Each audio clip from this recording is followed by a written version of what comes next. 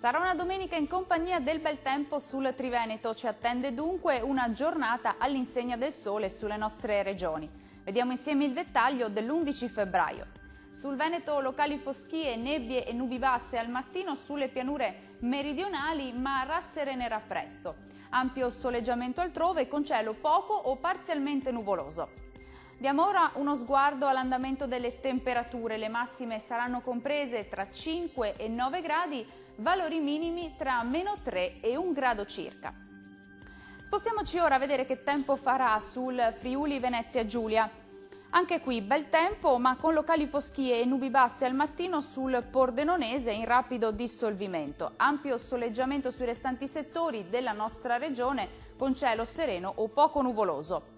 Temperature massime tra 6 e 8 gradi, valori minimi tra -2 e -1 grado. Concludiamo infine con uno sguardo alla situazione del Trentino Alto Adige. Non cambia molto la situazione rispetto ai giorni scorsi, sarà una bella giornata caratterizzata dal sole un po' ovunque. Il cielo si presenterà poco nuvoloso ma con locali addensamenti sui settori alpini di confine.